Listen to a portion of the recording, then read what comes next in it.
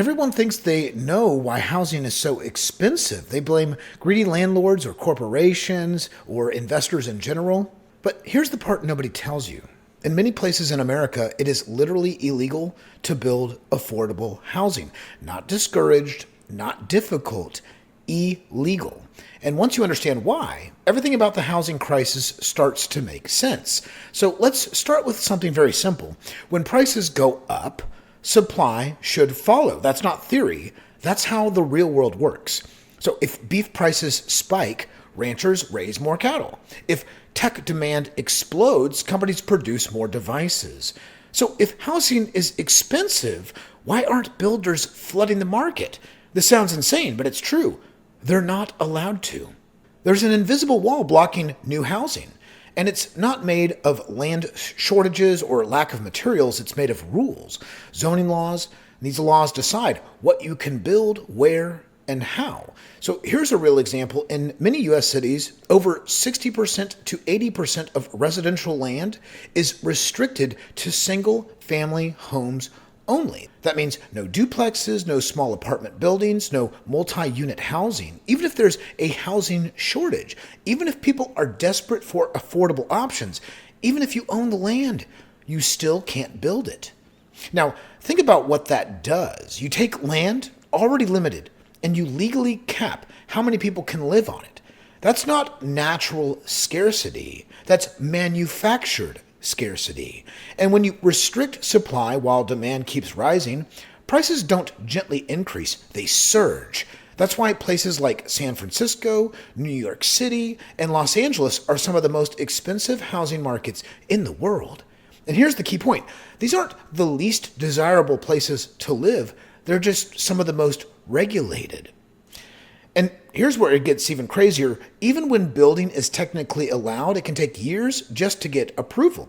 We're talking 3 to 7 years of permits and reviews, endless zoning hearings, local opposition blocking projects, constant rule changes mid-process. Imagine trying to build anything else this way. Imagine needing years of approval just to open a restaurant. It wouldn't happen. So what do developers do?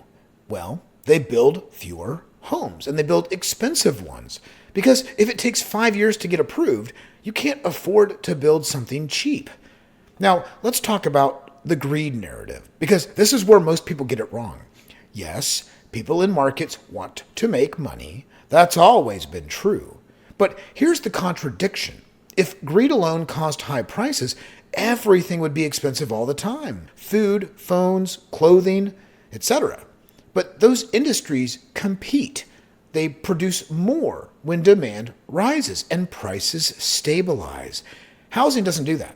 Not because of greed, but because supply is blocked. And here's the part that most people never think about.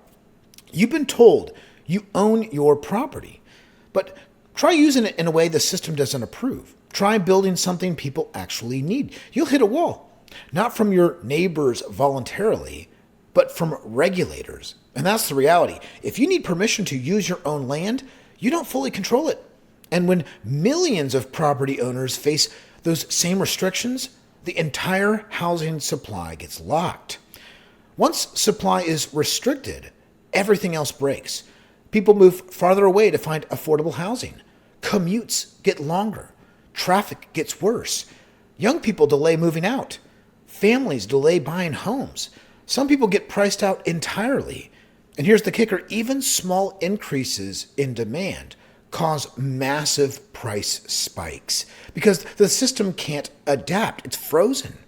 Now, imagine something different. Instead of blocking supply, imagine people are allowed to respond to demand. You'd see more duplexes and triplexes. You'd see more small apartment buildings, and there'd be more affordable options, faster construction. Not perfect, but responsive, a system that adjusts instead of breaking. So no, housing isn't expensive because people suddenly became more greedy.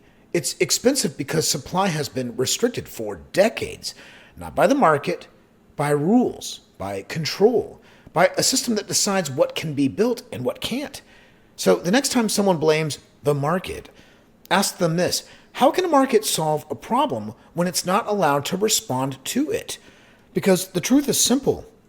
Housing isn't expensive because building is hard. It's expensive because building is controlled.